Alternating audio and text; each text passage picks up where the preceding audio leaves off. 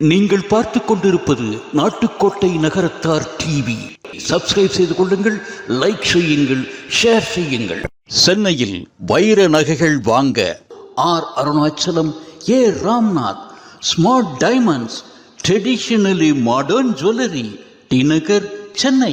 சபரிமலையில வருஷத்துக்கு 3 மாசம் தான் தொடர்ந்து நடை திறந்திருக்கும். மற்ற நேரங்கள்ல மாதத்துல ஒரு குறிப்பிட்ட நாட்கள்ல மட்டும்தான் கோயிலை திறப்பாங்க. அந்த மாதிரி சமயங்கள்ல முறைப்படி பூஜைகள் செய்து நடை சாத்தும் போது ஐயப்பன் திருமேனி முழுவதும் திருநீரால சாத்திருப்பாங்க. மீண்டும் நடை திறக்கும் வரை ஐயப்பன் திருநீர் காப்புல தான் இருப்பார். இது காலங்காலமா நடந்துட்டு வர நடைமுறை. இப்போ நம்ம ஐயப்பனுக்கு சாற்றப்படுவது சிவம் திருநீர். சாஸ்திரங்கள் சொல்லியிருக்கபடி முறைப்படி தயாரிக்கப்பட்டது நம் சிவம் திருநீர். சிவம் திருநீர் அணிந்து சகல சௌபாக்கியங்களையும் பெறுங்க. நீதியரசர் சோனா அவர்கள் என்னுடைய கல்லூரி நண்பர். நானும் அவரும் 3 ஆண்டுகளும் ஒன்றாக படித்தவர்கள். கல்லூரியில் அவரை பொறுத்த வரைக்கும் சரியாக காலையில் 10 மணிக்கு வந்தால் 1 மணி வரைக்கும் இருப்பார். மத்தியான செக்ஷன் என்று வந்தால் 2 மணிக்கு வந்தால் 5 மணி வரைக்கும் இருப்பார். அப்போ ஒரு நேரம் தான் சட்டக்கல்லூரியுடைய வகுப்புகள் நடக்கும். ஆனால் எங்களை பொறுத்த வரைக்கும் 10:50க்கு வந்து 11:10க்கு போயிடுவோம். அதுக்கடுத்து 12:05க்கு அட்டண்டன்ஸ் கொடுத்துட்டு வெளியே கிளம்பிடுவோம். அப்படி சட்டம் படித்தவர்கள் நாங்கள். 3 மணி நேரம் சட்டம் படித்தவர் அவர். இப்படி சென்ட்ரல் மினிஸ்டர் ஆகலாம், ஸ்டேட் மினிஸ்டர் ஆகலாம், இப்படிலாம் தெரிஞ்சால் நானும் 10 நிமிஷமே இருந்திருப்பேன் கிளாஸில். நண்பர் சோனா அவர்கள் நட்புக்கு மரியாதை கொடுக்கக்கூடியவர், அதே நேரத்தில் தொழிலில் நேர்மையாக இருக்கக்கூடிய ஒருவர். குன்றக்குடி ஆதீனத்திலிருந்து அந்த ஆதீனம் வராமல் அந்த நிகழ்ச்சி முழுமை பெறாது. அவர்கள் வந்தால்தான் அந்த நிகழ்ச்சி நிகழ்ச்சியாக இருக்கும். ஏனென்றால் சண்முகநாதபுரம் என்பது அவர்கள் நமக்கு கொடுத்த பூமி. 138 ஆண்டுகளான சிவாலயத்துக்கு அந்த ராஜகோபுரத்தை கட்டுகின்ற வாய்ப்பை சிவபிரான் பிராட்டி எனக்கும் என் துணைவிக்கும் தான் தந்தார்கள். இங்கு இருக்கின்ற காளியம்மன், காளி 2 விதப்பட்டவள். காலை வலது காலை ஊனி இருந்தால் சாந்தமானவள், இடது காலை ஊனி இருந்தால் உக்கிரமானவள். இங்கு இருக்கின்ற காளி உக்கிரமானவள். நீதிமன்றம் சொல்வதைப் போல டாக்குமெண்ட், எவிடன்ஸ், விட்னஸ் இவை அனைத்துமே அன்றைக்கு பெரிய புராணத்தில் பேசப்பட்டிருக்கிறது. வீடு வேறு கிடைத்தால் கூட, சொர்க்கம் கிடைத்தால் கூட அது எனக்கு வேண்டாம் என்று மறுதளித்து பணி செய்வதுதான் உண்மையான ஆன்மீக திருப்பணி. அதைத்தான் இன்றைக்கு இறைநீதி அண்ணலாக அமர்ந்திருந்து அந்த திருப்பணியை சிறப்பாக நம்முடைய சோனா அவர்கள், நீதியரசர் அவர்கள் சிறப்பாக செய்து கொண்டிருக்கிறார்கள். இந்த நிகழ்ச்சியிலே பங்கேற்று சிறப்பித்திருக்கின்ற பெரியோர்களே, சகோதரிகளே, உங்கள் அனைவருக்கும் முதல்ல என்னுடைய நன்றியையும் வணக்கத்தையும் வாழ்த்துக்களையும் தெரிவித்துக் கொள்கிறேன். நம்முடைய மரியாதைக்குரிய நீதியரசர் சோனா அவர்கள் என்னுடைய கல்லூரி நண்பர். நானும் அவரும் 3 ஆண்டுகளும் ஒன்றாக படித்தவர்கள். கல்லூரியில் அவரை பொறுத்த வரைக்கும் சரியாக காலையில் 10 மணிக்கு வந்தால் 1 மணி வரைக்கும் இருப்பார். மத்தியான செக்ஷன் என்று வந்தால் 2 மணிக்கு வந்தால் 5 மணி வரைக்கும் இருப்பார். அப்போ ஒரு நேரம் தான் சட்டக்கல்லூரியுடைய வகுப்புகள் நடக்கும். ஆனால் எங்களை பொறுத்த வரைக்கும் 10:50க்கு வந்து 11:10க்கு போயிடுவோம். அதுக்கடுத்து 12:05க்கு அட்டண்டன்ஸ் கொடுத்துட்டு வெளியே கிளம்பிடுவோம். அப்படி சட்டம் படித்தவர்கள் நாங்கள். 3 மணி நேரம் சட்டம் படித்தவர் அவர். அதனால் அவர் இன்னைக்கு நீதியரசராக முடிந்தது. ஆனால் சட்டக்கல்லூரியில் தேர்வு செய்து பெற்ற பிறகு இன்றைக்கு சட்டம் தெரிந்திருக்கின்ற காரணத்தாலே எங்களுடைய தலைவர் தளபதி அவர்கள் எனக்கு சட்டத்துறையினுடைய அமைச்சராக பொறுப்பை தந்திருக்கிறார். 10 நிமிஷம் 20 நிமிஷம் காலேஜுக்கு போனாலும் ஒழுங்காக படித்து பாஸ் பண்ணியிருக்கோங்கிறத இந்த நேரத்தில் தெரிவித்துக் கொள்கிறேன். ஏன்னா இல்லாட்டி தலைவர் தளபதி ஒரு ராங் சாய்ஸ் எடுத்துட்டாருன்னு யாரும் தலைவர் நினைக்கக்கூடாதுங்கிறதுக்காக சொல்ல கடமைப்பட்டிருக்கேன். எங்களை பொறுத்த வரைக்கும்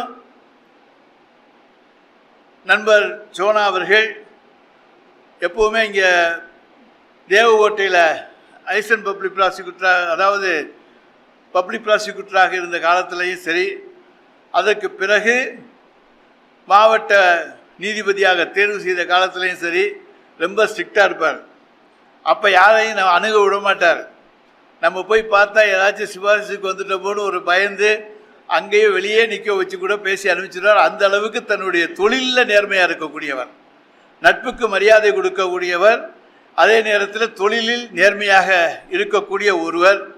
அப்படிப்பட்ட ஒருவர் தான் இங்கே நீதியரசராக நம்முடைய சண்முகநாதபுரியிலிருந்து ஆறாவயலிலிருந்து கிடைத்திருக்கிறார் என்று சொன்னால் அது ஆறாவயலுக்கு மிகப்பெரிய பெருமையை தந்திருக்கிறது என்பதை நான் இங்கே மகிழ்ச்சியோடு தெரிவிக்க கடமைப்பட்டிருக்கின்றேன்.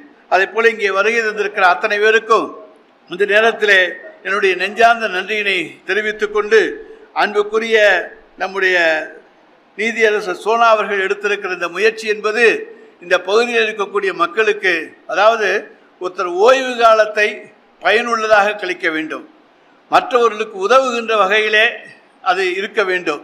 சும்மா வீட்டில் போய் ரெஸ்ட் எடுத்துக்கிட்டு இருக்கேன்னு இருக்காமல் சுறுசுறுப்பாக தன்னை எந்த நேரமும் வைத்து கொள்ள வேண்டும் என்பதிலே நண்பர் சோனாவுக்கு ஈடு இணை கிடையாது. இன்னும் சொல்லப்போனால் காலையில் எந்திரிச்சு ஒரு மணி நேரத்துக்கு மேலே சாமி கும்பிடக்கூடிய ஒரே ஆள் அவராக தான் இருப்பார். அந்த அளவுக்கு மிகச்சிறந்த பக்திமான், இறைவனிடத்தில் மிகுந்த நம்பிக்கை உள்ளவர்.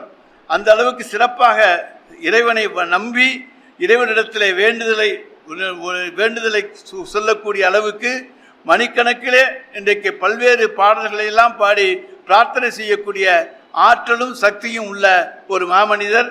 நீதியரசராக மட்டுமில்லாமல் சிறந்த பக்திமானாகவும் அவர் விளங்கினார் என்பது அனைவரும் அறிந்த ஒன்றாகும். எனவே உங்கள் உணர்வுகளோடு அவருக்கு இந்த நன்றியை செலுத்த வேண்டும், நன்றி கூற வேண்டும் என்பதற்காக உங்கள் உழைப்பு இன்னும் தேவை. நீங்கள் இன்னும் உற்சாகமாக உழையுங்கள். இந்த பகுதி மக்களுக்கு இன்னும் பல நல்ல பணிகளை செய்யுங்கள். அதற்கு எல்லோருடைய வாழ்த்தும் உங்களுக்கு துணை இருக்கும் என்று நண்பர் சோனா அவர்களுக்கு சொல்லி வாய்ப்புக்கு நன்றி கூறி விடைபெற்றுக் கொள்கின்றேன். நன்றி, வணக்கம். சட்டத்துறை அமைச்சர் அவர்களே, நான் தொகுப்பாளனாகிய நான் சொல்லி அவர்கள் பேச வேண்டும் என்று சொல்வதற்கு முன்னாலேயே ஆர்வத்தோடு அவர்கள் இங்கே வந்திருந்தார்கள். அதான் பெரிய வியப்பு. என்ன தெரியுமா? நட்புக்கு இலக்கணம் வகுத்த ஒரு மாபெரும் மனிதராக ரகுபதி அவர்கள் தோன்றுகிறார்கள் என்பதைத்தான் உங்களுக்கு, அதாவது பெரிய புராணத்தில் பார்த்துருப்பீங்க, சொக்கேசரும் சுந்தரரும் உள்ள நட்பை போல நம்முடைய சொக்கலிங்க ஐயா அவர்களும் ரகுபதி அவர்களும் தம்பிரான் தோழராக நட்பின் இலக்கணமாக இருந்த காரணத்தினால்தான் ஒரு அமைச்சராக, சட்ட அமைச்சராக உள்ள ஒருவர் திடீரென்று ஐயா அவர்கள் கூப்பிட்டவுடன் இந்த நிகழ்ச்சிக்கு வருகிறார் என்றால் அந்த நட்பின் ஆழத்திற்கு மேலே எதையும் சொல்ல முடியாது என்கிற அளவுக்கு இருக்கிற ஐயா அவர்களை பாராட்டி இப்பொழுது நம்முடைய ராஜகோபுரம் சோனா அவர்கள் தன்னுடைய உரையை நிகழ்த்த வருகிறார்கள். அவர்களை அன்போடு பாராட்டி அழைக்கிறேன். வானார்ந்த பொதியின் மிசை வளர்கின்ற மன்னே, மன்னிய மூவேந்தர்த மடி வளர்ந்த மகளே, தேனார்ந்த தீம்சூனை சால் திருமாலின் குன்றம், தென்குமரி ஆயிடனல் செங்கோல்கொள் செல்வி, காணார்ந்த தேனே கற்கண்டே தாயே தமிழே என் கண்ணே, நின் பொற்பாதம் பணிகின்றேன். மாடகூடங்கள் மல்கிய நாடு, மங்கள வாசனை மணக்கும் நன்னாடு, ஆடல் அரங்குகள் அலையிழும் நாடு, அஞ்சும் சீரடி அணங்குகள் நாடு, காஞ்சும் தமிழ் இசை பொங்கிடும் நாடு, மாநாடு எங்கள் தமிழ்நாடு, மாநாடு எங்கள் தமிழ்நாடு. தமிழ்நாட்டின் அருமை அமைச்சர்கள் இருவர் இங்கு இருக்க, பெரியோர்கள், நல்லோர்கள், சார்ந்தோர்கள் அவையில் முன்னிருக்க, தவத்திரு பொன்னம்பல அடிகளார் அவர்கள் கருணை வாரதி முருகனின் பிரதிநிதியாக முன்னிருக்க, அனுபவத்தில் சிறியவன் எனக்கு தலைமை என பதிவு செய்து இந்த விழா எடுத்த நேரத்தில் அழைத்தமைக்கு சண்முகநாதபுர நகரத்தார், நாட்டார் பெருமக்கள் அனைவருக்கும் என்னுடைய சிரம்தாழ்ந்த வணக்கங்கள், சிரம்தாழ்ந்த வணக்கங்கள். இந்த விழா கலந்து கொள்வதில் எனக்கு பல்லாற்றான மகிழ்ச்சி என்று சொல்வதை காட்டிலும் இறைவன் எனக்கு இன்று தந்த பேரு என்று நினைக்கிறேன். நான் சண்முகநாதபுரத்தை சேர்ந்தவன், சார்ந்தவன், பிறந்தவன், இந்த ஊரை சேர்ந்தவன். இந்த ஊரில் 140 ஆண்டுகள் ஆன ஊருக்கு 138 ஆண்டுகளான சிவாலயத்துக்கு அந்த ராஜகோபுரத்தை கட்டுகின்ற வாய்ப்பை சிவபிரான் பிராட்டி எனக்கும் என் துணைவிக்கும் தான் தந்தார்கள். அதேபோல் அந்த கும்பாபிஷேக கமிட்டியில் நான் தலைவராக இருந்தபோது ஒரு தொகை மீதம் இருந்தது. அந்த தொகையை எவ்வாறு பயன்படுத்துவது என்று எண்ணுகின்ற போது இதை பயன்தரு வழியில் பயன்படுத்த வேண்டும். எப்படி பயன்படுத்துவது என்றால், ஏன் வீரமாகாளியம்மன் கோவிலில் இருக்கின்ற வெற்றி காலியிடமாக இருப்பதை மண்டபமாக கட்டக்கூடாது என்கின்ற ஒரு விஷயத்தை நகர கூட்டத்தில் வைத்தபோது நகரத்தார் அனுமதி வழங்கினார்கள். நகரத்தார் முடிவெடுத்தார்கள். அந்த முடிவின் அடிப்படையில் அதில் பிள்ளையார் சொல்லி சுமையும் போட்டு ஒரு தொகையை நான் சொல்ல, நகரத்தார்கள் அனைவரும் எனக்கு உடனாக இருந்து நகரத்தார்கள் உபயமாக கட்ட வேண்டும் என்று ஒரு முடிவு செய்து ஒரு அருமையான மண்டபத்தை இன்று வீரமாகாளியம்மன் கட்டி கொண்டிருக்கிறாள். அதை நாங்கள் கட்டினோம் என்பதை காட்டிலும் அவள் இன்று கட்டி கொண்டிருக்கிறாள். கிட்டத்தட்ட ஒரு 100-200 வருஷத்து கோவில். ஒரு அருமையான மண்டபத்தை இன்று அவள் கட்டி கொண்டிருக்கிறாள். இன்று யார் யாருக்கெல்லாம் நன்றி சொல்ல வேண்டும், அதுதான் நான் இங்கு வந்தது. எனக்கு நன்றி சொல்வதற்கு எதுவுமே இல்லை. நான் அதை எதிர்பார்க்கவும் இல்லை. 2, யார் யாருக்கு நன்றி சொல்ல வேண்டும்? முதலிலே இறைவனுக்கு நன்றி சொல்ல வேண்டும். ஏனென்றால் இங்கு இருக்கின்ற காளியம்மன், காளி 2 விதப்பட்டவள். காலை வலது காலை ஊனி இருந்தால் சாந்தமானவள், இடது காலை ஊனி இருந்தால் உக்கிரமானவள். இங்கு இருக்கின்ற காளி உக்கிரமானவள். அந்த காளி இந்த மண்டபத்தை கட்டி கொண்ட வேண்டும் என்று கட்டிக்கொண்டு ஒரு லகு கும்பாபிஷேகத்தை செய்து இன்று அதை திறந்து வைத்து கொண்டிருக்கிறாள். ஆகவே முதலில் இறைவனுக்கு நாம் நன்றி செலுத்த வேண்டும். 2வது வருண பகவானுக்கு நன்றி செலுத்த வேண்டும். இன்று மழை இருந்திருந்தால் இந்த கும்பாபிஷேகம் எப்படி இருந்திருக்கும்? இந்த மண்டபத்தை எப்படி திறந்திருக்க முடியும்? இத்தனை பெரிய மக்கள் எப்படி வந்திருப்பார்கள்? நீங்கள் எப்படி கூடியிருப்பீர்கள்? இந்த விழா எப்படி நடைபெற்றிருக்கும்? ஆகவே அன்று உடனடியாக இந்த மழை நிறுத்தப்பட்டிருக்கிறது. இன்று மாலை நேரத்தில் மழை வரும். ஏனென்றால் காலையில் நமக்கு உதவி செய்த மழை மாலையில் வந்து கொட்டும். ஏனென்றால் கும்பாபிஷேகத்தன்று மழை வர வேண்டும். இன்று இயற்கையாக கண்டிப்பாக மழை வரும். மேடையில் இருப்பவர்களுக்கு முதலில் பொன்னம்பல அடிகளார் அவர்கள் கண்ணால திருவடியை கண்டு ஆதரவு பெருகி இரு கையால் தொழுது நின் திருக்கோவில் காலால் வலம் செய்து உனது புகழ் பண்ணால் உருகி புகழ்ந்து கண்ணீர் பாயாது எனையும் தாயாக பறிந்து வளர்க்கும் பெருங்கருணை படைத்த விரிஞ்சைப்பதி என்கின்ற குன்றக்குடியில் இருக்கின்ற முருகனுடைய அவதார புருஷனாக வந்திருக்கிறார் குன்றக்குடி அடிகளார் அவர்கள். குன்றக்குடி அடிகளார் அவர்கள் அது செங்கலால் கட்டப்பட்ட வீடல்ல, ஒரு மடம் அல்ல, சுண்ணாம்பால் தயாரிக்கப்பட்ட மடம் அல்ல, ஒரு தமிழ் வளர்க்கின்ற ஒரு இடம், சமயப்பணி வளர்க்கின்ற ஒரு இடம். ஒரே ஒரு செய்தியை மட்டும் சொல்லி அவரை பற்றி சொல்லிவிடுகிறேன். 1998 நான் மாவட்ட செஷன்ஸ் நீதிபதியாக கோவையிலே பொறுப்பேற்றேன். என்னை சீஃப் ஜஸ்டிஸ் அழைத்து பொறுப்பேற்க சொன்னார். அப்போது அங்கு இந்து முஸ்லீம் கலவரமாக இருந்து இரத்த களரியாக இருந்த நேரம் எனக்கு பணிப்பொறுப்பு கொடுக்கப்பட்டது. என்ன சொல்லி சீஃப் ஜஸ்டிஸ் அனுப்பித்தார் தெரியுமா? I want to have a strong and unbiased judge என்று சொல்லித்தான் என்னை அனுப்பினார். நான் அங்கு போனவுடன் தெரிந்து கொண்ட முதல் செய்தி என்ன தெரியுமா? ஒரே டர்புலண்டாக இருக்கு.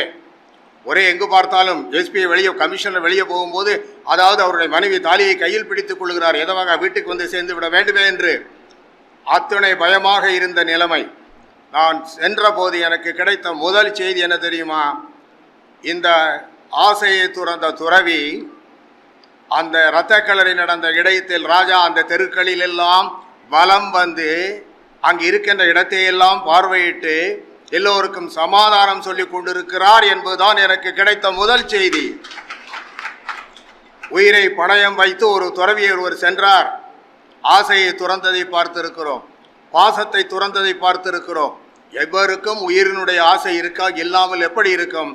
அப்போது நான் கிடைத்த முதல் செய்தி அது. அவர் தமிழ் வளர்க்கின்ற பெரியார், ஆன்மீகம் வளர்க்கின்ற பெரியார், எல்லோரையும் அன்பினால் கட்டுப்படுத்தி தனக்குள் வைத்து கொண்டிருக்கின்ற பெரியார். ஆகவே அவர் இங்கு வந்து இன்னொன்று என்னவென்றால், சண்முகநாதபுரத்திற்கு குன்றக்குடி ஆதீனத்திலிருந்து அந்த ஆதீனம் வராமல் அந்த நிகழ்ச்சி முழுமை பெறாது. அவர்கள் வந்தால்தான் அந்த நிகழ்ச்சியாக இருக்கும். ஏனென்றால் சண்முகநாதபுரம் என்பது அவர்கள் நமக்கு கொடுத்த பூமி. சண்முகநாதபுரம் கிராமம் அங்கு நமக்கு குன்றக்குடி ஆதீனம் கொடுத்தது. ஆகவே ஐயா, நன்றியோடு பார்க்கிறோம். உங்கள் ஊர் மக்கள், நாட்டார், நகரத்தார் அனைவர் சார்பாகவும் நான் என்னுடைய நன்றியை தெரிவித்துக் கொள்கிறேன். அடுத்து இந்த பிச்சை குருக்கள் வந்து சென்றார். அவரை பற்றி ஒரே செய்தி. ஒரு கும்பாபிஷேகம் பார்ப்பதற்கு இன்று ஆயிரக்கணக்கான மக்கள் கூடியிருந்தார்கள். கோவிலை சுற்றி எப்போது கும்பாபிஷேகமாக வந்து கோபுரத்தை பார்த்து கொண்டே இருந்தார்கள். 4500 கும்பாபிஷேகம் நடத்தியிருக்கிறார் ஒரு தனி மனிதர் என்றால் அது இந்த பிச்சை குருக்கள் தான். இது ஒன்று அவருக்கு போதுமானது. வாசமிகு தம்பி பெரிய கருப்பன் வந்திருக்கிறார். பெரிய கருப்பன் அவர் பேசிய போது எனக்கும் நீதியரசர் சோனா அவர்களுக்கும் உறவு உறவு என்று ஒரு 10 முறை சொல்லியிருக்கிறார். அது உறவு 2 விதமான உறவு. ஒன்று, அவர் எனக்கு பாசமிகு தம்பி, இன்று வரை எனக்கு மாப்பிள்ளை. அவருடைய மனைவி நான் சந்தித்தது முதல் இன்று வரை என்னுடைய உடன்பிறவா சகோதரியாகவே இருந்து வருகிறார். இவர் என்ன சொல்வார் தெரியுமா? உங்கள் தங்கச்சியை தான் கேட்க வேண்டும், உங்கள் தங்கச்சியை தான் கேட்க வேண்டும் என்பார். அவருக்கும் எனக்கும் அப்படி ஒரு ராசி. முதல் முறை இவர் எலெக்ஷனில் நின்றார். நானும் என் துணைவியும் காரிலே பிள்ளையார்பட்டியில் தரிசனம் செய்துவிட்டு வந்து கொண்டிருந்தோம். எதிரிலே கூட்டமாக இருந்தது. என்னுடைய செக்யூரிட்டி சொன்னார், இங்கு எலெக்ஷன் நிற்கின்ற கேண்டிடேட் வந்து கொண்டிருக்கிறார் என்று சொன்னார். அப்போது கண்ணாடியை இறக்கி பார்த்தபோது இவர் கேட்டுவிட்டார் காரிலே வருவது. ஏனென்றால் சிவப்பு லைட் இருக்கிறது. யார் வருகிறார் என்று கேட்டபோது அங்கே சொல்லிவிட்டார்கள். இவர் காரில் இருந்தபடியே திறந்த வெளி ஜீப் குனிந்தபடியே கும்பிட்டார். நான் அப்போது என்ன செய்தேன் தெரியுமா? 2 விரலை காட்டவில்லை. ஏனென்றால் 2 விரலை காட்டியிருந்தால் வேறு பொருள்பட்டு இருக்கும். ஆகவே என்ன என்றால் இப்படி கட்டை விரலை காட்டினேன். அதாவது வெற்றி என்பதாக காட்டினேன். அந்த எலெக்ஷனில் ஜெயிச்சார். இது அவரே மேடையில் சொல்லி இருக்கிறார். இது முதலில் நடந்தது. இப்போது கேண்டிடேட் இப்போது அபேட்சை மனு தாக்கல் செய்தார். இருவரும் தாக்கல் செய்தார்கள். ஒருவர் பாசமிகு தம்பி, இன்னொருவர் பிரிக்க முடியாத உறவு பெற்ற என்னுடைய அருமை நண்பர். இவர்கள் இருவரையும் வாழ்த்தினேன். இருவருக்கும் 3 முறை வாழ்த்து வாழ்த்து வாழ்த்து 3 முறை சொன்னேன். இருவருக்கும் ஒரே நேரத்தில் ஒரு 10 நிமிஷம் இடைவெளியில் சொன்னேன். எப்போதுமே என்னுடைய நண்பர் என்ன செய்வார்? வணக்கம் வணக்கம் வணக்கம் வணக்கம் பாரு. என்னிடத்தில் ஒரு வணக்கம் ஒரு சொன்னதே இல்லை. வணக்கம் வணக்கம் வணக்கம் அப்படிம்பாரு. அத்தனை பிணைப்பு. அவருக்கும் சொன்னேன். அவர் எப்போதும் போல் நன்றி நன்றினார். அடுத்து பெரியப்பனவர்களுக்கு சொன்னேன், ஐயா நீங்கள் 3 வாழ்த்து சொல்கிறீர்களே, என்ன விஷயம் என்று கேட்டார். சொன்னேன், முதல் வாழ்த்து நீங்கள் இப்போது இந்த அபேட்சை மனு தாக்கல் செய்வதற்காக, 2வது மனு நீங்கள் எம்எல்ஏ ஆவதற்காக, 3வது மனு நீங்கள் அமைச்சர் ஆவதற்காக என்று சொன்னேன். உடனே சொன்னார், கற்பக விநாயகரும் சண்முகநாத பெருமானும் சொல்வது போல் உங்கள் வாக்கு என்று சொன்னார். அமைச்சர் ஆனார். அது எப்படி அந்த நன்றி உணர்வு அவருக்கு இருந்தது பாருங்கள். அமைச்சர் பதவி ஏற்றுக்கொள்வதற்காக சென்று கொண்டிருக்கிறார். அப்போது மணி காலை 6:30. கார் சென்று கொண்டிருக்கிற இடம் விழுப்புரம். அந்த விழுப்புரத்தில் அமைச்சர் பதவி ஏற்றுக்கொள்ள சென்று கொண்டிருக்கின்ற போதே அங்கிருந்து எனக்கு போனில் பேசினார். ஐயா நீங்கள் சொல்வது போல் நான் அமைச்சராகிவிட்டேன், பதவி ஏற்கப் போகிறேன் என்று சொல்லிவிட்டு சென்றார். மறக்க முடியாது. ஏனென்றால் இந்த மனித வாழ்க்கையில் நடந்த விஷயங்களை மறப்பவன் தான் மனிதனாக இருக்கிறான். நினைத்து பார்க்கின்றவர்கள் மிக குறைவு. அதாவது அவருடைய கல்யாணத்துக்கு நான் குருக்கள் எல்லோரும் பின்னாடி வந்தார்கள். எல்லோரும் விசலன் ஐயா வந்திருக்கிற எல்லோரும் ஒன்றாக சென்றோம். கிட்டத்தட்ட திருக்கோஷியூரிலிருந்து இவருடைய அரளிக்கோட்டை அந்த திருமணம் நடக்கின்ற இடத்தை சென்று அடைவதற்கு 1.25 மணி நேரம் ஆயிருக்கிறது. எனக்கு பைலட் கார் முன்னே செல்கிறது. நான் உயர்நீதிமன்ற நீதிபதி. பைலட் கார் முன்னே செல்கிறது.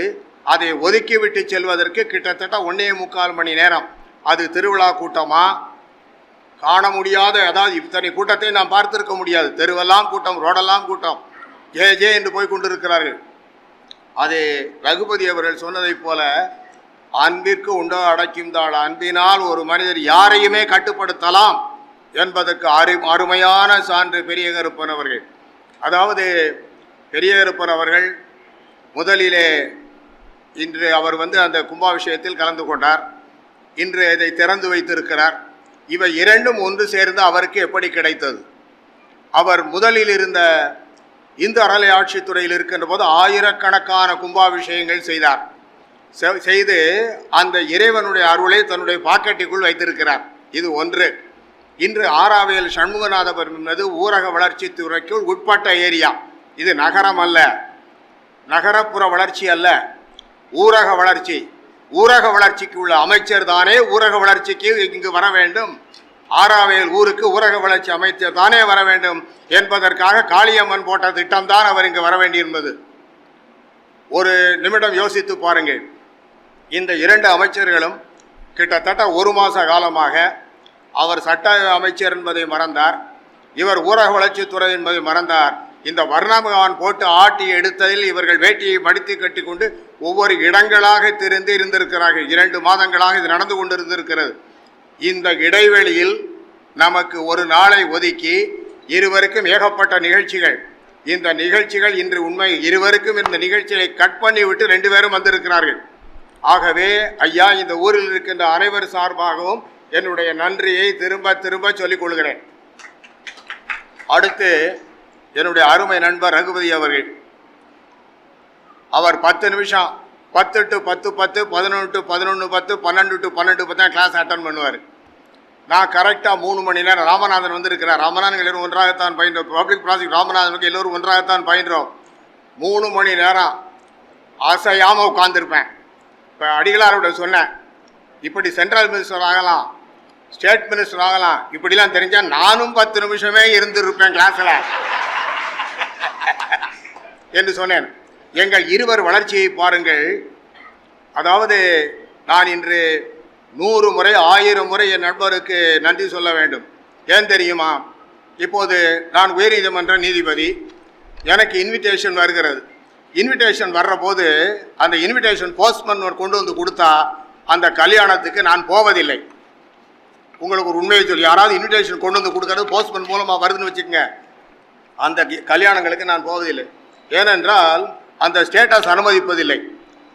ஒரு போஸ்ட்மேன் கொண்டு வந்து கொடுக்குறதுக்கு மேரேஜுக்கு போகணுமா வை அப்படின்னு ஜஸ்ட்டு பார்த்துட்டு வச்சிருவேன். அதாவது வேற ஒரு நீதிபதி அப்படி தூக்கி அங்கிட்டு எரிஞ்சிருவார், நானாவது வச்சிருவேன். ஒரு நிகழ்ச்சியில் ஒரு மாநிலத்தின் சென்ட்ரல் அமைச்சராக இருந்தவர், இப்போ ஒரு மாநிலத்தின் அமைச்சராக இருப்பவர், நீதித்துறையில் இருப்பவர், சட்டத்துறையில் இருப்பவர், இன்று இந்த இன்விடேஷன் அழைப்பிதழில் என்னுடைய அருமை நண்பர் ரகுபதி அவர்களின் பெயரை இங்கு பதிவு செய்யவில்லை. பதிவு செய்யாத போது இங்கு வந்திருக்கிறார் என்றால் அவருடைய மேன்மை தெரிகிறது, அவருடைய நல்ல குணம் தெரிகிறது, அவருடைய மேம்பாடு தெரிகிறது. நான் அவரை முந்தா நாள் அழைத்தேன். ஒரு 3 நாளைக்கு முன்னாடி கூப்பிட்டு என்ன சொன்னேன், நீங்கள் செவ்வாய்க்கிழமைக்கு மாலை வாரீங்களான்னு கேட்டேன். ஆராவேல் என்ன ஃபங்க்ஷன்னாரு. இந்த ஃபங்க்ஷனை சொன்னேன். செவ்வாய்க்கிழமை மாலையில் வாரீங்களான்னாரு. அப்படின்னு நான் கேட்டேன். அவர் உடனே என்ன கேட்டார், புதன்கிழமை காலையில் தான் திறந்து வைக்கிறதுன்னு சொல்லிய கும்பாபிஷேகங்கிறிய செவ்வாய்க்கிழமை மாலையில் எதுக்கு வரோம்னு கேட்டார். அப்போ நீங்கள் புதன்கிழமைக்கு எப்படி வருவீங்க, இன்விடேஷன்லாம் ரிலீஸ் ஆயிடுச்சேன்னு. அதுக்கு அவருக்கு சொன்ன பதில் என்ன தெரியுமா? என்னுடைய கண்கள் கலங்கின. என்னுடைய நண்பருடைய சொக்குவனுடைய ஃபங்க்ஷனுக்கு வருவதற்கு பத்திரிகையில் எனக்கு பேரதற்கு என்றார். ஐயா, இதுதான் நட்பின் வலிமை, இதுதான் நட்பின் வலிமை. இந்த உட்காந்துருக்காரு எம்எல்ஏ துரைராஜ் எதிரால் உட்கார்ந்துருக்கிறார். இவர் அபூர்வா கல்யாண மண்டபத்தை திறந்து வைக்க சொன்னார். அதில் ஒரு ஆச்சரியம் என்ன தெரியுமா? ஒரு நாள் ஒரு ஃபோன் பண்ணார். ஏன்னா அடிக்கடி ஃபோனில் பேசிக்குவார். ஏன்னா நாங்கள் ரொம்ப க்ளோஸ் ஃப்ரெண்டு. ஃபோன் பண்ணார். இது கட்சிக்கெல்லாம் அப்பாற்பட்டது. இப்போ நானும் ரகுபதியும் சத்தியமாக 10% அப்படியே சொல்லிக்கொள்ள முடியாத அளவுக்கு நட்பு படைத்தவர்கள். 40 வருஷ இடைவெளியில் அவர் லா காலேஜ் வந்ததுலேருந்து இன்றைக்கு வரைக்கும் நாம் ஜட்ஜானது, நான் டிசி ஜட்ஜானேன், இவர் எம்ஜிஆர் மினிஸ்ட்ரிக்கு வந்தார், நான் ஹைகோர்ட் ஜட்ஜானேன், ஒரு சென்ட்ரல் மினிஸ்ட்ரி வந்தார். 2 பேருடைய ஏற்றமும் ஒரே நேரத்தில் நடந்தது. ஆனால் 40 ஆண்டு காலத்தில் ஒரு சிறு கடுகளவுக்கு கூட என்னுடைய நண்பரின் இடத்தில் எந்த விஷயத்துக்கும் வந்ததில்லை. நான் எந்த விஷயத்துக்கு அவர் அமைச்சராகவே இருந்திருக்கிறார், நான் நீதிபதியாகவே இருந்திருக்கிறேன். எந்த இடத்தில் எந்த இன்டர்ஃபியரன்ஸ் கிடையாது. அதாவது அதான் நட்பின் வலிமை. ஒரு நாள் என்னை ஃபோனில் கூப்பிட்டாரு. துரைராஜ் என்னை ஃபோனில் கூப்பிட்டு இந்த 4/12/2020 கொஞ்சம் ஃப்ரீயாக வச்சுக்கன்னாரு. என்னன்னு சொல்லலை. அப்படியாண்ணே, இந்த ஒரு கல்யாண மண்டபம் கட்டிக்கிட்டு இருக்கலன்னாரு. நான் சரின்னு விட்டேன். ஒரு நாள் டக்குன்னு ஒரு பெரிய பழங்களாம் தாம்பாளத்தோடு இன்விடேஷனை கொண்டு வந்தார். இன்விடேஷனை கொண்டு வந்தால் இன்விடேஷன் படித்தேன். திறப்பாளர் என் பேர் போட்டிருந்தது. இது என்னென்ன? அவர் சொன்ன பதில் என்ன தெரியுமா? நீங்கள் திறக்காமல் வேறு யார் திறப்பது என்று கேட்டார் என்னை. அந்த மண்டபம் திறந்து வச்சது முதல் இன்று வரையில் ஒரு நாள் கூட ஓய்வில்லாமல் அந்த மண்டபம் நிறைவாகி கொண்டிருக்கிறது. ஏனென்றால் அது மன உணர்வு. இப்போது பத்திரிகையில், அதாவது என்னுடைய நண்பர் சொக்குவினுடைய ஃபங்க்ஷனுக்கு எனக்கு பெயர் பத்திரிகையில் போட வேண்டுமா என்று ஒரு என்னை கேட்டிருந்தால் எனக்கு தெரிஞ்சிட்டு இவர் அமைச்சரான அந்த 20-25 ஆண்டு கால இடைவெளியில், அதாவது கல்யாணங்களுக்கெல்லாம் போயிருப்பார். ஏன்னா கல்யாணத்துக்கு பத்திரிகையில் அவசியம், கல்யாணத்துக்கு போய் ஆகணும், போயிடுவார். இது போன்ற ஒரு பொது நிகழ்ச்சியில் பத்திரிகையில் பெயர் இல்லாமல் அவர் கலந்து கொண்ட முதல் நிகழ்ச்சியாக இதுதான் இருக்கும் என்று நான் நினைக்கிறேன். இதை எப்படி மறக்க முடியும்? எப்படி அவருக்கு நன்றி பாராட்டாமல் இருக்க முடியும்? சொன்னதை சொன்னவாறு செய்தார். நான் எப்படி அதை சரி கட்டினேன் தெரியுமா? ஒரு கல்வெட்டை அடித்தாச்சு. அந்த கல்வெட்டை அப்படி ஓரத்தில் வைக்க சொன்னேன். அவருடைய முன்னிலையில், அதாவது எங்கள் 2 பேருடைய தலைமையில் அந்த மண்டபம் திறந்ததாக கல்வெட்டு இருக்கிறது.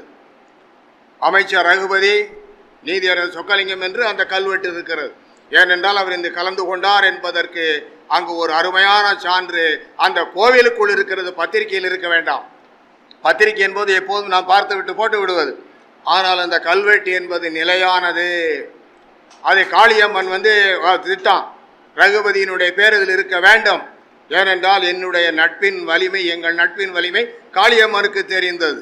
ஆகவே அவருக்கும் எங்கள் சார்பாக நன்றி கூறுகிறேன். அடுத்து தம்பி மாங்குடி வந்திருக்கிறார். மாங்குடிக்கு என்ன எங்கள் வீட்டில் பிள்ளைக்கு என்ன எஃபெக்ட், அதான் மாங்குடிக்கு எஃபெக்ட். மாங்குடி காரைக்குடி டவுனுக்குள்ளே நீங்கள் இப்போ போங்க. காரைக்குடி டவுனில் ஒரு 6 மாதம் முன்னாடி இவர் எம்எல்ஏ ஆகிறதுக்கு முன்னாடி கார் போயிட்டுருக்கான். அந்த காரைக்குடியை விட்டு தாண்டோம். டிரைவரை கேட்பேன், ஏப்பா கார் சுகமாக போய்கிட்டு இருக்கே, காரு தடப்புடான்னு இல்லாமல் அமைதியாக போகுதே, காரைக்குடிக்குள்ளே இருக்கமா வெளியூராம்பேன்.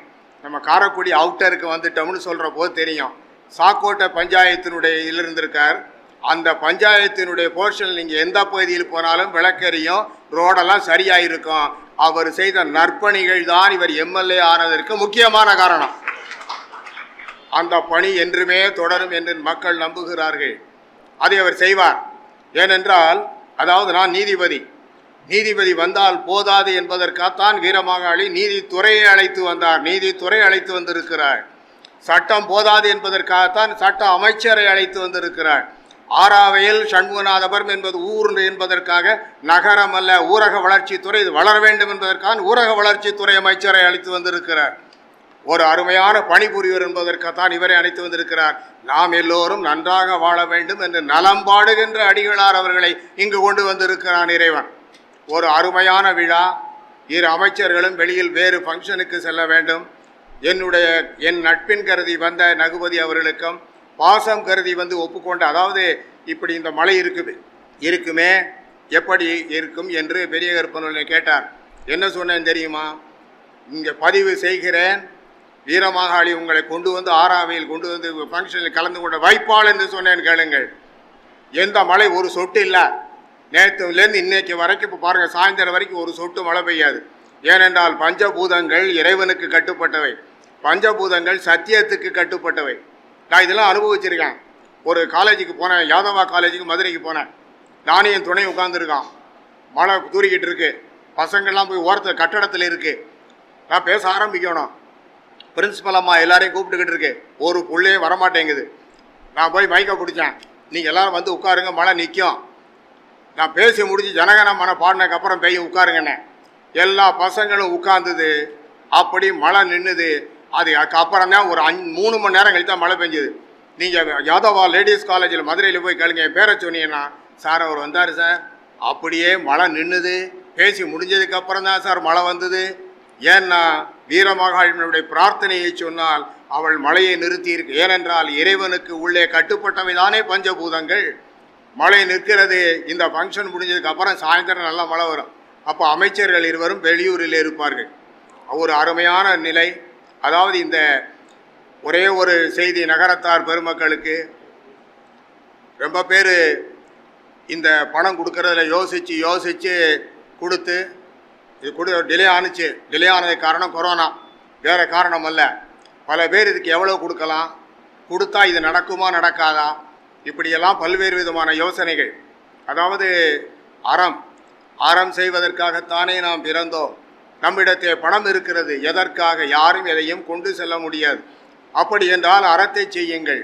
அறத்தை செய்வதற்கு பணம் படைத்தவர்களே, மீண்டும் மீண்டும் சண்முகநாதபுரத்தில் இருக்கின்ற பணம் படைத்தவர்களை கேட்டுக்கொள்கிறேன், அறம் செய்ய முன்னுக்கு வாருங்கள். அறம் செய்து அந்த சந்தோஷத்தை அனுபவியுங்கள். அதற்கு தானே பணத்தை இறைவன் உங்களிடம் கொடுத்து வைத்திருக்கிறார். இப்போ கொடுத்துருப்பதை பார்க்குறேன், நீங்கள் லிஸ்ட் எடுத்து பாருங்கள். நகரத்தார் உபயமாகத்தான் கட்டி இருக்கிறோம். நாட்டார்களுக்கு அதில் குறை, எங்கிட்ட பணத்தை வாங்கிக்கலையும் குறை. நாட்டார் எல்லோரும் கலெக்ஷன் பண்ணால் ஹெச்ஆர்என்சி உள்ளே வரும். இந்த ஒரு காரணத்துக்காக உபயம் இருக்கிறது. அதாவது எல்லோருக்கும் காளியம்மன் பொதுவானவள், எல்லோருக்கும் நலம் காப்பவள், அவள் ஊர் காவல் தெய்வமாக இருக்கிறாள். அதாவது அறம் செய்ய பணம் படைத்தவர்களே, நீங்கள் ஒவ்வொரு முறையும் நான் மீட்டிங்கில் சொல்கிறேன், உங்கள் மனதை அதாவது பணம் இருக்கின்ற மனத்திலே மனம் இருப்பதில்லை, மனம் இருக்கின்ற இடத்திலே பணம் இருப்பதில்லை. இரண்டுமே சேர்ந்து அது தர்மமாக வேண்டுமென்றால் இறை அருள் இருந்தால்தான் தர்மமாகிறது. ஆகவே இறைவனிடத்தில் நீங்கள் என்ன கேட்க வேண்டும்? எங்களுக்கு அறம் இருக்கின்ற மனத்தை தா என்று பணம் படைத்தவர்களை கேளுங்கள். அதை அதற்கு பயன்படுத்துங்கள். ஏனென்றால் அது பயன்படுத்தினால்தான் அந்த பயனை உங்களுக்கு இறைவன் கொடுத்ததற்கு காரியமாகிறது. ஒரு நல்ல உதாரணம், ஃபுட்பால்.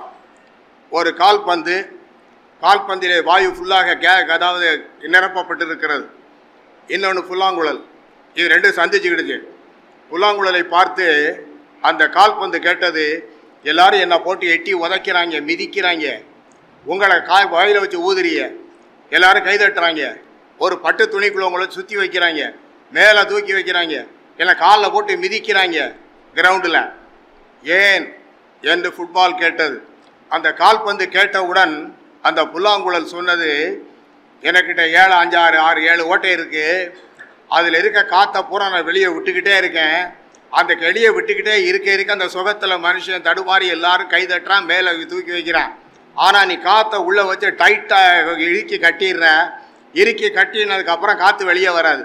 காற்று வெளியே வரலைன்னா மிதிப்பேன், உதைப்பேன், எல்லாம் பண்ணுவேன்.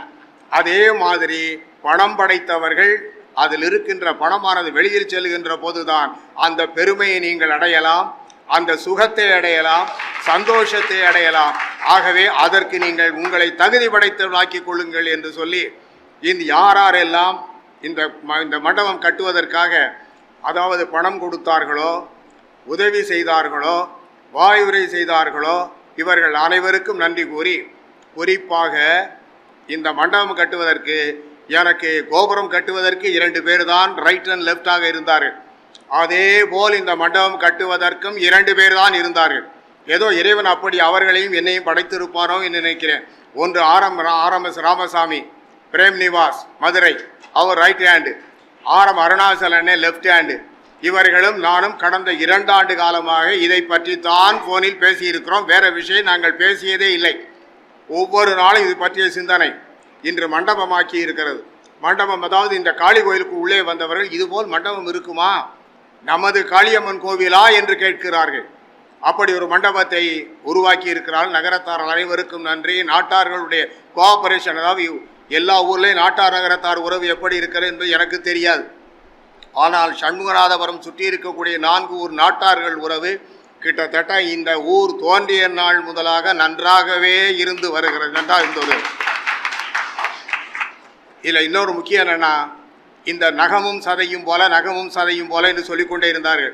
நான் சொன்ன நகமும் சதையும் போல என்பது உண்மைதான். அந்த நகத்தில் அடிப்பகுதி என்ன, மேல் பகுதியில் கட்டாயிரும், அதனால் அடிப்பகுதி என்று. இந்த நாட்டார் நகரத்தார் உறவு இன்றல்ல, என்றுமே இது போல் இருக்க வேண்டும். கொரோனா காலத்தில், அதாவது நான் நீதிபதி, இவர்கள் அமைச்சர்கள், இவர்களும் நாங்களும் உலகத்துக்காக பிறந்தவர்கள். ஒரு குறிப்பிட்ட ஊருக்காகவோ ஒரு சமூகத்துக்காகவோ சமுதாயத்துக்காகவோ பிறந்தவர்கள் அல்ல. நாடு தலைப்பதற்காக பிறந்தவர்கள் நானும் இந்த அமைச்சர்களும். எல்லோரும் நன்றாக இருக்க வேண்டும், எல்லோருடைய விஷயங்களும் காட்ட வேண்டும். இப்போ ரகுபதி இருக்கிறார், அவர்கள் திருமயம் தொகுதி. அப்போ நான் திருமயம் தொகுதியை மட்டும்தான் பார்ப்பேன் அப்படின்னா தமிழகத்தை யார் பார்ப்பது? எல்லாவற்றையும் அவர் பார்க்க வேண்டும். அதே போல் அவர் திருப்பத்தூர் தொகுதி, நான் திருப்பத்தூர் தொகுதி மட்டும்தான் பார்ப்பேன் என்றால் மற்ற தொகுதிகளை நான் 246 என்ன ஆகும்? எல்லாவற்றிற்கும் அவர் அமைச்சர். எல்லோரும் வாழ வேண்டும் என்ற நான் கொரோனா காலத்தில் நான் பர்சனலாக கலெக்டரை வர சொல்லி ஒரு 800 பேருக்கு நான் என்னுடைய இல்லத்தில் நின்று கொண்டு அனைத்து ஜாதி மக்களுக்கும் கொடுத்தேன். ஏன் தெரியுமா? அப்போது நான் உயர்நீதிமன்ற நீதிபதி என்பதை மறந்து விட்டேன். அது அவசியமல்ல. மனித நேயம்தான் தேவை. அதில் ஜாதி மதம் இதுக்கெல்லாம் அப்பாற்பட்டது. எல்லோரும் வாழ வேண்டும் என்கின்ற உணர்வு தான் நமக்கு வேண்டும். எல்லோரும் நன்றாக இருக்கு. இப்போ எதுக்கு அந்த கோயிலை மண்டபம் கட்டினா? ஒரு குறிப்பிட்ட சமூகம் வாழ்வதற்காக அல்ல, இந்த ஊர் மக்கள் எல்லோரும் நன்றாக இருக்க வேண்டும் என்பதற்காக. அதுதான் நம்முடைய பிரார்த்தனை என்று சொல்லி அமைச்சர்களுக்கு மீண்டும் மீண்டும் நன்றியை சொல்லி, இன்று ஒரு இனிய நாள். சண்முகநாதபுரம் ஆராவேல் இந்த வட்டாரத்திற்கு ஒரு பொன்னான நாள்.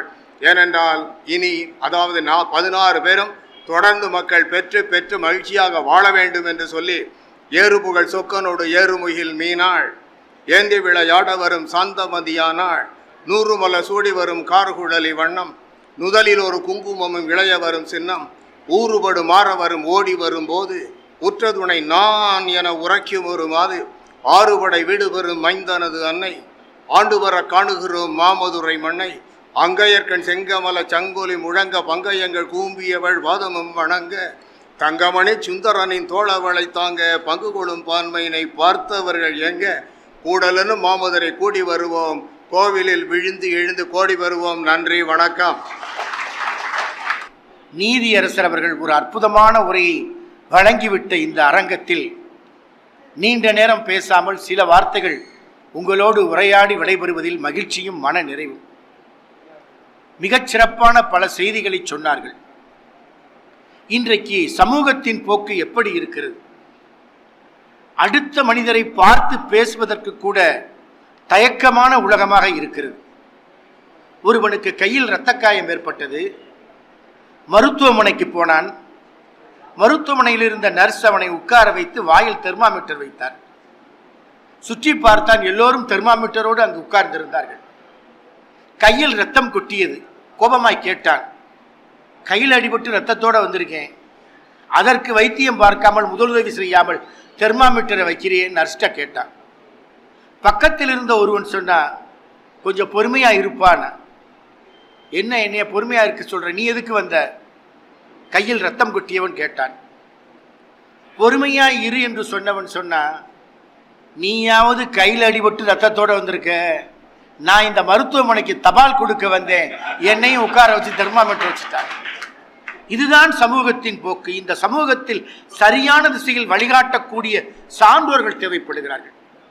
பெருமைக்குரிய நம்முடைய நீதியரசர் அவர்களுக்கு இறை நீதி அண்ணல் என்ற பட்டத்தை நம்முடைய குன்றக்குடி ஆதீனத்தில் வழங்கினோம். சண்முகநாதனோடு அவருக்கு ஒரு நெருக்கமான ஆழமான பிடிப்பு. அவருடைய உயரத்திற்கு முழுமையான தன்னை அர்ப்பணித்துக் கொண்டு வளர்வதற்கு சண்முகநாதனின் முழு அருளும் எப்போதும் அவருக்கு காரணமாக இருந்திருக்கிறது. அதிகாலை பொழுதில் இளமை காலத்தில் குன்றக்குடி கோவிலில் அர்ச்சகர் வருவதற்கு முன்பு முதலாக வருவார்கள் நம்முடைய நீதியரசர் அவர்கள். அந்த திருக்கோவிலில் இருக்கக்கூடிய எல்லா பதியங்களும் அவருக்கு பாராயணம். சண்முகநாதன் மீது கொண்ட ஈடுபாடு மட்டும் காரணமல்ல, இறை நீதி அண்ணல் என்ற பட்டம். இறைவனே நீதிமயமானவன். திருவண்ணைநல்லூர் கோவிலிலே வழக்கு. வாதி யார்? உலகத்தின் தலைவன் சிவபெருமான் வாதி. பிரதிவாதி யார்? சுந்தர பெருமான். வழக்கு வைக்கப்படுகிற இடம் இன்றைக்கு போல நீதிமன்றம் அல்ல, சான்றோர்கள் அரங்கம். தமிழ் மண்ணில் சான்றோர்கள் நீதி சபையை நடத்தி இருக்கிறார்கள். திருக்கோவில் வளாகத்தில், திருவண்ணைநல்லூர் திருக்கோவில் வளாகத்தில் நீதிமன்றம் நடைபெறுகிறது. அங்கு தலைமை வகிக்கிற நீதிபதிகள் சான்றோர்கள், ஊர் பெரியவர்கள். வைக்கப்படுகிற வழக்கு சிவபெருமான் வைக்கிறார். சுந்தரர் எனக்கு அடிமை. சுந்தரர் அடிமை என்று மனிதனுக்கு மனிதன் எப்படி அடிமைப்படுத்த முடியும் என்ற கேள்வியையும் அவை கேட்கிறது. அப்போது தரப்படுகிற செய்தி, இதற்கு நீ ஆதாரம் வைத்திருக்கிறாயா? நீதிமன்றம் சொல்வதைப் போல டாக்குமெண்ட், எவிடன்ஸ், விட்னஸ், இவை அனைத்துமே அன்றைக்கு பெரிய புராணத்தில் பேசப்பட்டிருக்கிறது. ஆக நீதி என்பது இறைமையின் வடிவம் என்பதை நம்முடைய சமய உலகம் ஏற்றுக்கொண்டது. அந்த அடிப்படையில் தான் இன்றைக்கு இறைநீதி அண்ணலாக அவர்கள் ஆற்றுகிற அரும்பெரும் பணிகள். அருமையான செய்தியை சொன்னார்கள். நாமே மறந்து விட்டோம். 1998 கோவை மாவட்டத்தில் குண்டுகள் வெடித்த பொழுது தன்னந்தனியாய் போனோம். ஒரு கட்டத்தில் கோட்டைமேடு என்ற பகுதியில் நம்மை சுற்றி இஸ்லாமிய இளைஞர்கள், நடுவிலே காவி உடுத்திய உடையோடு நாம். அந்த இளைஞர்கள் கேட்டார்கள், இந்த பதட்டமான நேரத்தில் நீங்கள் தனியாய் வந்திருக்கிறீர்களே, உங்கள் உயிருக்கு ஆபத்து வந்து விடுமே. அந்த இஸ்லாமிய இளைஞரிடம் நான் சொன்னேன், நீங்கள் தான் என்னுடைய காவல், இதைவிட வேறு காவல் என்ன செய்துவிட முடியும் என்று. மாண்புமிகு முத்தமிழறிஞர் முதல்வர் கலைஞர் அவர்கள் அப்போது நீதியரசர் கோகுலகிருஷ்ணன் கமிஷனை அமைத்திருந்தார். நாம் செல்லுகிற போது 2 நாள் கழித்து நீதியரசர் கோகுலகிருஷ்ணன் அவர்கள் முகாமிட்டிருந்தார்கள். அப்போது பாதிக்கப்பட்ட மக்கள் அவரிடம் சென்று கோரிக்கைகள் தரும் முன்பு நாமே அவரை நீதியரசரை சந்தித்து, கோகுலகிருஷ்ணன் அவர்களை சந்தித்து, பாதிக்கப்பட்ட பகுதிகள் எவை எவை, அந்த பகுதிகளில் அந்த மக்களின் தேவைகள் என்ன, அவர்களுக்கு ஏற்பட்ட பிரச்சனைகள் என்ன என்பவற்றையெல்லாம் தெளிவான ஒரு அறிக்கையாக தந்தோம்.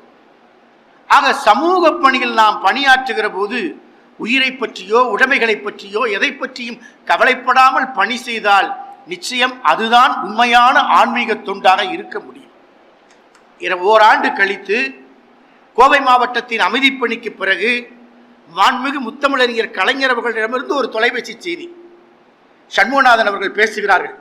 கலைஞரின் உதவியாளர் சண்முகநாதன் அவர்கள், நாளை குடியரசு தின விழாவிற்கு நீங்கள் வர வேண்டும், முதலமைச்சர் உத்தரவு. என்ன விஷயங்கய்யா? கோட்டை அமீர் என்ற விருதை உங்களுக்கு வழங்க இருக்கிறார்கள் சமய நல்லிணக்கத்திற்கு பணி செய்ததற்கு. அப்படி ஒன்றும் நான் ஒன்றும் செய்யலைங்களையா?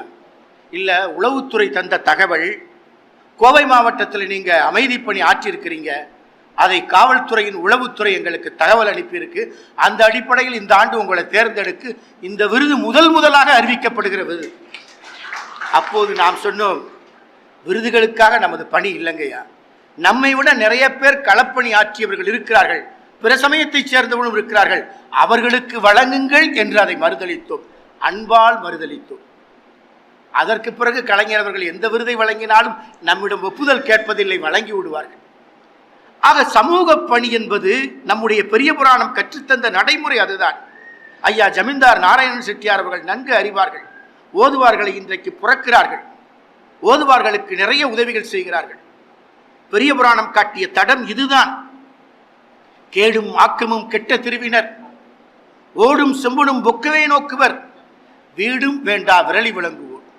வீடு வேறு கிடைத்தால் கூட, சொர்க்கம் கிடைத்தால் கூட அது எனக்கு வேண்டாம் என்று மறுதளித்து பணி செய்வதுதான் உண்மையான ஆன்மீக திருப்பணி. அதைத்தான் இன்றைக்கு இறைநீதி அண்ணலாக அமர்ந்திருந்து அந்த திருப்பணியை சிறப்பாக நம்முடைய சோனா அவர்கள், நீதியரசர் அவர்கள் சிறப்பாக செய்து கொண்டிருக்கிறார்கள்.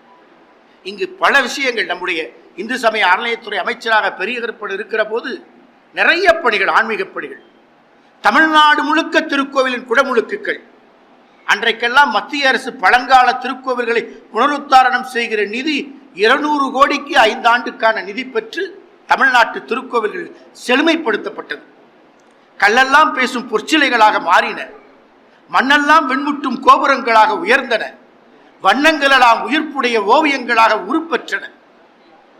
கலைஞர் அவர்கள் குறிப்பிடுவார் அடிக்கடி, நம்முடைய மகா சன்னிதானம் குன்றக்குடி அடிகள் பெருமானும் தந்தை பெரியாரும் ஒரு நிகழ்ச்சியில் சந்தித்துக் கொள்கிறார்கள் தஞ்சையில்.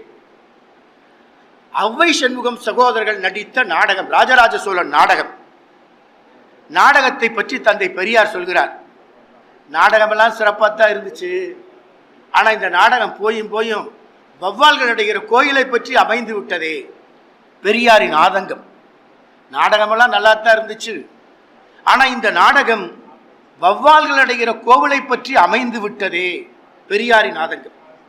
பின்னால் நம் அடிகள் பெருமான் பேசினார், தந்தை பெரியாரின் வருத்தம் நியாயம்தான், கோவில் வௌவால்கள் அடைகிற கோவிலை பற்றி நாடகம் இருந்துச்சு, ஆனால் தந்தை பெரியாரை போன்றவர்கள் கோவிலுக்குள் நுழைந்து விட்டால் கோயிலுக்குள் இருக்கிற வௌவால்கள் தானாகவே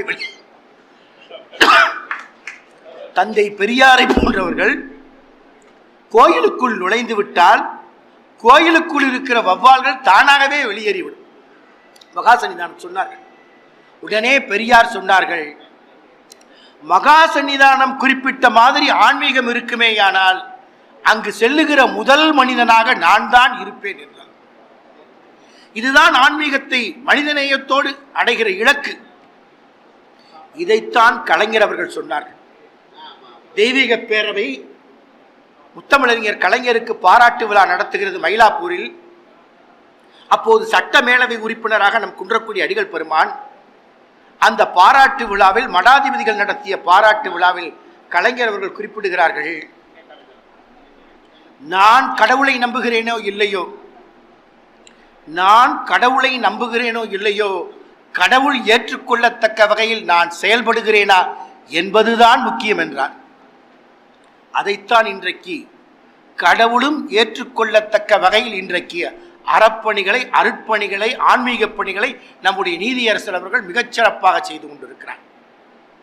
நான் அருமையாக சொன்னார்கள் நம்முடைய பெரிய கற்பனவர்கள், for every success man there is behind woman. நம்முடைய நீதியரசரின் பின்புலத்தில் முத்துப்பெரிய நாய் ஆட்சி. எப்போதும் அம்மையப்பன் கோலம் போல எல்லா மேடைகளிலும் பொது இடங்களிலும் அவர்களது காட்சி. இன்றைக்கும் நாம் நினைத்து பார்க்கிறோம் உலக வாழ்க்கை எப்படி இருக்கிறது.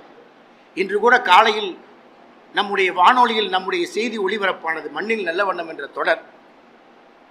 கணவன் இறந்து விட்டான். கணவன் இறந்து ஆவியாக மனைவியை தேடி வருகிறான். மனைவி கணவனும் பேசுகிறார்கள். ஆவியாய் இருக்கிற கணவனிடம் மனைவி பேசுகிறாள், எங்க நீங்க இறந்துட்டீங்க, நீங்க வேலை பார்த்த ஆபீஸ்ல எனக்கு 3 மாச சம்பளம் தான் கொடுத்தாங்க, அதோட முடிச்சுக்கிட்டாங்க.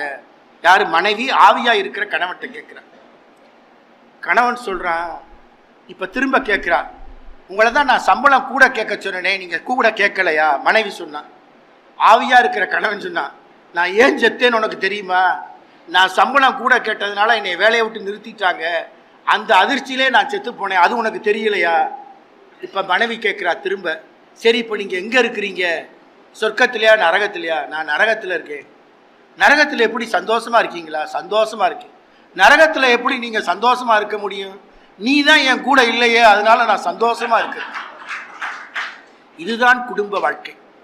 ஒரு வீட்டு வாசலில் பிச்சைக்காரன் வந்தான், அம்மா சோறு போடுன்னா. அந்த வீட்டு தாய் பிச்சை போட்டான் சாப்பாடை, எதுக்கு இருக்க மரத்தடியில் போய் உட்கார்ந்தான், சாப்பிட்டான். கணவன் வீட்டு திண்ணையில செய்தித்தாள் படிச்சுக்கிட்டு இருந்தார். சாப்பிட்ட பிச்சைக்காரன் மீண்டும் அந்த வீட்டுக்கே வந்தான், அம்மான்னு கூப்பிட்டான். அம்மா வேகமா வெளியே வந்தான். என்னப்பா இப்போதானே உனக்கு சாப்பாடு போட்டேன், ஏன் திரும்ப வந்த? இல்லைம்மா நான் சாப்பாடு வாங்க வரல. பிறகு எதுக்கு வந்த? இதெல்லாம் ஒரு சாப்பாடா? இதை மனுஷன் சாப்பிட முடியுமான்னு சொல்லிட்டு போவேன்.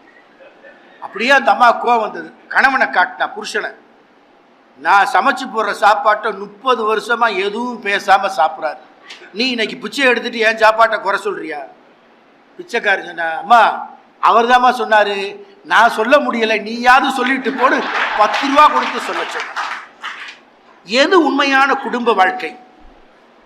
இன்பத்தில், துன்பத்தில், சுகத்தில், துக்கத்தில், வாழ்வில், தாழ்வில், ஏற்றத்தில், இரக்கத்தில், எல்லா நிலைகளிலும் பின்னி பிணைந்து வாழ்வதுதான். அதனால்தான் திருவள்ளுவர் சொன்னார், காதல் வாழ்க்கை எப்படிப்பட்டது, கணவனும் மனைவியும் வாழ்கிற வாழ்க்கை எப்படிப்பட்டது, தலைவனும் தலைவியும் வாழ்கிற வாழ்க்கை எப்படிப்பட்டது. உடம்பொடு உயிரிடை எண்ணமற்று, உடம்பொடு உயிரிடை எண்ணமற்று அன்ன மடந்தையோடு எம்மிடை நட்பு என்றார். அந்த வாழ்க்கையைத்தான் நீதியரசர் அவர்கள் முத்துப்பெரியனாகி ஆட்சியோடு வாழ்ந்தார். நல்லறமாய் போற்றிய இல்லறம் அது. இன்றைக்கு அவர் ராஜகோபுரம் எழுப்பி இருக்கிறார். கோபுரம் எழுப்புவது என்பது சாமானியமான செயல் அல்ல. தென்காசியில் ஒரு பெரிய திருக்கோவில், மிகப்பெரிய ராஜகோபுரம். அந்த ராஜகோபுரத்தை எழுப்பியவன் பராக்கிரம பாண்டியன். ராஜகோபுரத்தை எழுப்பிவிட்டு பராக்கிரம பாண்டியன் ஒரு கல்வெட்டு செய்தி தருகிறான். என்ன கல்வெட்டு செய்தி?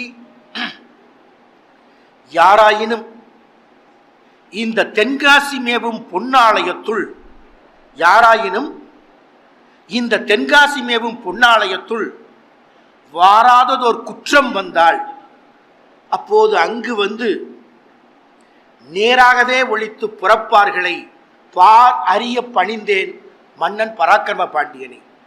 இந்த கோயிலில் எதிர்காலத்தில் ஒரு கல் விழுந்தான், அதை எடுத்து யார் வைக்கிறாங்களோ அவங்க பாதங்கள்ல நான் விழுந்து வணங்குவேன். எங்க? நடு வீதியில் விழுந்து வணங்குவேன் என்று பராக்கிரம பாண்டியன் எழுதி வைத்திருக்கிறார். தென்காசி கோவிலின் கல்வெட்டு செய்தி. நம்முடைய சிவகங்கை சீமை ஆண்ட மருது சகோதரர்கள் மிகப்பெரிய போராட்டம் நடக்கிறது. செம்பன் மாற்றியே மருது பாண்டியர்கள் குன்றக்குடிக்கு தந்தது. செம்பொற்காசுகளை கொடுக்கிறார்கள். மருது பாண்டியர்கள் கொடுத்த பொற்காசுகளை திரும்ப தருகிறார் அன்றைக்கு இருந்த சங்கரலிங்க தம்புரான் என்ற திருமடத்தின் தலைவர். நாட்டுப்போர் நடக்கிறது, விடுதலை போர் நடக்கிறது, எனக்கு பணம் வேண்டாம், நான் துறவி, நீ எடுத்துப்போ. எடுத்து போனவருக்கு மனஸ்மில்லை செம்பன்மாரி கிராமத்தை வாங்கி திருமணத்திற்கு தானமாக எழுதி வைத்து விட்டு போகிறார். அந்த மருது பாண்டியர் காளையார் கோவில் ராஜகோபுரத்தை பார்க்கிறார். வெள்ளை ஏகாதிபத்தியத்தால் மருது பாண்டியர்களை பிடிக்க முடியவில்லை. கொரில்லா தாக்குதலை நடத்தி கொண்டிருக்கிற மருது சகோதரர்களை பிடிக்க முடியாத வெள்ளையர்கள் ஒரு அறிவிப்பு பிரகடனப்படுத்துகிறார்கள். உடனடியாக மருது சகோதரர்கள் சரணடையவில்லை என்றால் காளையார் கோவில் ராஜகோபுரம் வெடி வைத்து தகர்க்கப்படும். ஆட்சி போனதற்கு கவலைப்படாதவர்கள், அதிகாரம் பறிபோனதற்கு கவலைப்படாதவர்கள், எதற்குமே கவலைப்படாதவர்கள் திருக்கோவிலில் ராஜகோபுரத்தை இழக்க தயாராயில்லை. காளையார் கோவிலின் ராஜகோபுரத்தை காப்பாற்ற வேண்டும் என்று தங்களை தந்து காளையார் கோவில் ராஜகோபுரத்தை காப்பாற்றினார்கள். கண்ணில் நிழலாடுகிற ராஜகோபுரம், காளையார் கோவிலின் ராஜகோபுரம் மருதிருவர்களின் உருவமாகத்தான் நமக்கு தெரிகிறது. ஆக இன்றைக்கு திருக்கோவிலின் கோபுரத்தை, ஒரு ராஜகோபுரத்தை தன்னந்தனியாய் ஒருவர் எழுப்பினார் என்றால் அந்த மிகப்பெரிய பெருமை நீதியரசர், மாண்புமிகு நீதியரசர் அவர்களுக்கு இருக்கிறது. ஆக திருக்கோவில் என்பது சமூக பண்பாட்டின் மையங்கள். கடவுளை வழிபடும் இடம் மட்டுமல்ல, இறைவனை வழிபாடு செய்யும் இடம் மட்டுமல்ல, மனித சமூகம் கூடி கலந்து வாழ்கிற அறநெறியின் உறைவிடங்கள். அதனால்தான் அவரால் ஆன்மீக பணியும் செய்ய முடிகிறது, சமூக பணியும் செய்ய முடிகிறது. கொரோனா காலத்தில் கூட எத்தனை ஏழைகளுக்கு அவர் வழங்கிய உணவு அவர்கள் வீட்டு அடுப்பு எரிவதற்கு காரணமாய் இருந்தது. நிறைய செய்திகளை சொல்லலாம். குன்றக்குடி குடமுழுக்கு நடைபெற்ற போது நம்மோடு தோள் கொடுத்து தோளாய் நின்றார்கள். கும்பாபிஷேகமாகி சண்முகநாத பெருமானுக்கு அபிஷேகம் நடக்கிற போது அவர் கரத்தை பற்றித்தான் அந்த ஆனந்த கண்ணீரை நாம் விட முடிந்தது. அந்த அளவிற்கு நம்மோடு ஆன்மநேய ஒருமைப்பாட்டோடு, ஒரு ஆன்மார்த்த உறவோடு, ஆன்மார்த்த நட்பாக இருக்கிற அந்த உறவும் நட்பும் என்றும் தொடர, என்றைக்கும் சண்முகநாதபுரம், சண்முகநாதனின் கொடை, சண்முகநாதனின் கொடையில் இருக்கிற இந்த மண்ணில் செய்கிற எல்லா அருட்பணிகளும் என்றைக்கும் சிறப்பாக விளங்கும் என்ற நிலையில் நீதியரசர் மாண்புமிகு சொக்கலிங்கம் அவர்களது எல்லா அறப்பணிகளும், ஆறாவையில் நகரத்தார் பெருமக்களின் அருட்பணிகளும், ஆன்மீக பணிகளும், சமூக பணிகளும் என்னாலும் சிறக்க வாழ்த்தி, பல்வேறு பணிகளுக்கிடையே நம்முடைய ஊரக வளர்ச்சித்துறை அமைச்சர் அவர்களும், அறநிலையத்துறையில் மிகப்பெரிய புரட்சியை செய்தவர், மறுமலர்ச்சியை செய்தவர் அவரும், நம்முடைய சட்ட அமைச்சர் பாராட்டுதலுக்குரிய ரகுபதி அவர்கள் எப்போதும் நம் மீது தனிப்பட்ட பாசம் வைத்திருப்பார். அவரது கல்வி தொண்டு பாராட்டுக்குரிய கல்வி தொண்டு. அவரது கல்வி நிறுவனத்தில் பல நிகழ்ச்சிகளில் நாம் கலந்திருக்கிறோம்.